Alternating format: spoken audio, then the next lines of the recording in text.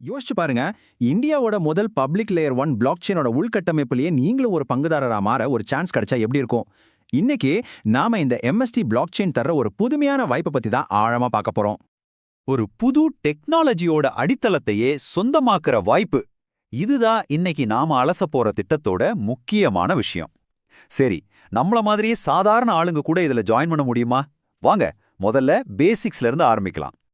இந்த வாய்ப்பை நம்ம சரியா புரிஞ்சிக்க முதல்ல பிளாக் செயின்னா என்னன்னு சிம்பிளா பாத்திரலாம். ஏன்னா அது தெரிஞ்சாதான் மத்ததெல்லாம் புரியும். அதுதான் ஃபவுண்டேஷன். சிம்பிளா சொல்லணும்னா பிளாக் செயினுங்கிறது ஒரு டிஜிட்டல் கணக்கு புத்தகம் மாதிரி. ஆனா இதுல ஒரு முக்கியமான விஷயம் என்னன்னா, இதை யாருமே தனியா கண்ட்ரோல் பண்ண முடியாது. இது பரவலாக்கப்பட்டிருக்கு, அதாவது டீசென்ட்ரலைஸ்டு. அதனால இதுல நடக்கிற எல்லா பரிவர்த்தனைகளும் ரொம்ப வெளிப்படையா, பாதுகாப்பா, அது மட்டும் இல்லாம எல்லாருக்கும் சொந்தமானதா இருக்கு. இதுல தாங்க முக்கியமான வித்தியாசமே இருக்கு. ஒரு பக்கம் பேங்க் மாதிரி சென்ட்ரலைஸ்டு சிஸ்டம்ஸ் இருக்கு. அங்க பவர் எல்லாம் ஒரே இடத்துல குவிஞ்சிருக்கும். இன்னொரு பக்கம் பிளாக் செயின் மாதிரி டீசென்ட்ரலைஸ்டு சிஸ்டம்ஸ். இங்க பவர் யார்கிட்டயும் தனியா இல்ல, எல்லார்கிட்டயும் பிரிஞ்சிருக்கு. இதனால தான் இதுல வெளிப்படை தன்மையும் பாதுகாப்பும் ரொம்பவே அதிகம். சரி, இப்போ இந்த பிளாக் செயின் டெக்னாலஜியை வச்சு நம்ம இந்தியாலேயே ஒரு புது ப்ராஜெக்ட் வந்திருக்கு. அதுதான் எம்எஸ்டி பிளாக் செயின். அது என்னன்னு பார்க்கலாம் வாங்க. இந்த ப்ராஜெக்ட் தான் எம்எஸ்டி பிளாக் செயின். இது இந்தியாவோட முதல் பப்ளிக் லேயர் 1 பிளாக் செயின் சொல்றாங்க. புனேவை சேர்ந்த மாஸ்டர் ஸ்ட்ரோக் அகாடமி தான் இதை உருவாக்கியிருக்காங்க. ஆனா ஒரு நிமிஷம், இந்த லேயர் 1ன்னா என்னது? இத சிம்பிளா புரிஞ்சுக்க ஒரு சூப்பர் உதாரணம் இருக்கு. லேயர் 1 பிளாக் செயின்ங்கிறது ஒரு பில்டிங்கோட ஃபவுண்டேஷன் மாதிரி தாங்க. நீங்க எவ்வளோ பெரிய பில்டிங் கட்டினாலும் அந்த ஃபவுண்டேஷன் ஸ்ட்ராங்கா இருந்தாதான் எல்லாம் நிற்கும் இல்லையா? அதே மாதிரி தான் இதுவும். சரி, ஃபவுண்டேஷன் பத்தி பேசிட்டோம். இதுல நம்மள மாதிரி பொதுமக்களுக்கு என்ன வாய்ப்பு இருக்கு? அதுதான் நோடு வேலிடேட்டர் ஆகிற வாய்ப்பு. அப்படின்னா என்ன? வாங்க பார்க்கலாம். சரி, அப்போ ஒரு நோடு வேலிடேட்டர் ஆகிறதுக்கு என்ன பண்ணணும்? இந்த ப்ராஜெக்ட்ல குறிப்பா இந்தியன் சிட்டிசன்ஸ்க்காகவே சில ஸ்டெப்ஸ் வச்சிருக்காங்க. அது என்னன்னு விரிவா பார்க்கலாம்.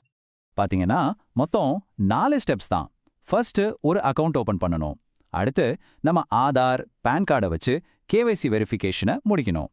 மூணாவதா உங்க கிரிப்டோ வாலெட்டை கனெக்ட் பண்ணிட்டு கடைசியா அந்த நோட்ல ஒரு சின்ன பங்க, அதாவது ஒரு ஃப்ராக்ஷனை வாங்கணும். அவ்வளவுதான், நீங்க ஒரு வேலிடேட்டர் ஆகிடலாம். சரி, வேலிடேட்டர் ஆயிட்டா நமக்கு என்ன கிடைக்கும்? சும்மா பார்ட்டிசிபேட் பண்றதுக்கு மட்டும்தானா? இல்லவே இல்ல. இதுக்கு ரிவார்ட்ஸ் கூட இருக்குன்னு சொல்றாங்க. அது எப்படின்னு அந்த கணக்கை நாம கொஞ்சம் பார்க்கலாம். வேலிடேட்டர்ஸ்க்கு கிடைக்கிற முக்கியமான ரிவார்டு என்னன்னா, இந்த பிளாக் செயினோட ஓன் காயின், அதாவது எம்எஸ்டிசி.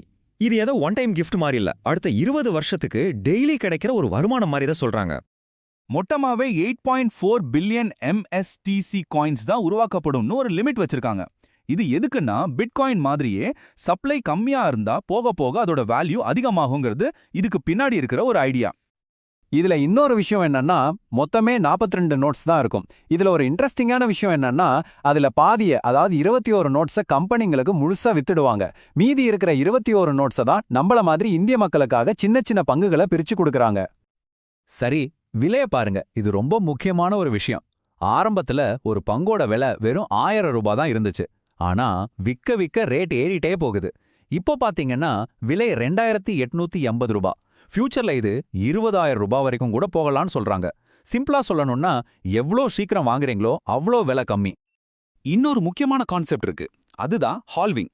அப்படின்னா என்னன்னா, ஒவ்வொரு 2 வருஷத்துக்கும் ரிவார்ட்ஸ் பாதியா குறைஞ்சிரும்.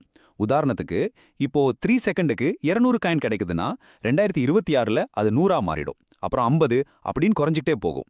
இது காயின்ஸோட சப்ளையை கண்ட்ரோல் பண்ணி அதோட வேல்யூவை ஸ்டேபிளா வைக்க உதவும். இந்த கணக்கை கொஞ்சம் பாருங்களேன். ஒவ்வொரு 3 செகண்டுக்கும் 200 காயின்ஸ்னா, அப்போ ஒரு நாளைக்கு அடேங்கப்பா 5.7 மில்லியனுக்கும் மேல புது காயின்ஸ் உருவாகுதே. இது எவ்வளோ பெரிய நம்பர்னு பாருங்க. இதனால தான் அந்த ஹால்விங் மெக்கானிசம் ரொம்ப முக்கியம்னு சொன்னேன். சரி, இவ்ளோ விஷயங்கள் பார்த்தோம் இல்லையா? இது எல்லாத்தையும் ஒன்னா சேர்த்து சிம்பிளா புரிய வைக்கிறதுக்கு அவங்க ஒரு சூப்பரான உதாரணம் சொல்றாங்க. அது என்னன்னு கேட்டீங்கன்னா, ஒரு ஷாப்பிங் மால் உதாரணம். கேள்வி இதுதான். நீங்க ஒரு ஷாப்பிங் மாலோட ஓனரா இருக்க விரும்புறீங்களா, இல்ல அதுக்குள்ள ஒரு கடையை வாடகைக்கு எடுத்து நடத்துறவரா இருக்க விரும்புறீங்களா? யோசிச்சு பாருங்க. ஒரு கடை வச்சிருந்தா அதுலேருந்து வர வருமானம் மட்டும்தான். ஆனா அந்த மாலுக்கே நீங்க ஓனர்னா, இங்க ஒரு நோட்டோட பங்க வாங்குறது அந்த முழு ஷாப்பிங் மாலோட இன்ஃப்ராஸ்ட்ரக்சர்லயே ஒரு பங்குதாரராகிற மாதிரி. அதாவது நீங்க தான் அந்த மாலோட ஓனர். அப்போ அந்த மாலுக்குள்ள எத்தனை கடைகள் வந்தாலும் அங்க நடக்கிற ஒவ்வொரு வியாபாரத்துல இருந்தும் உங்களுக்கு ஒரு ஷேர் கிடைக்கும். அதே மாதிரி தான் இந்த பிளாக் செயின்ல எதிர்காலத்துல நடக்க போற ஒவ்வொரு டிரான்சாக்ஷன்ல இருந்தும் வேலிடேட்டரான உங்களுக்கு ஒரு பங்கு வருமானம் கிடைக்கும்.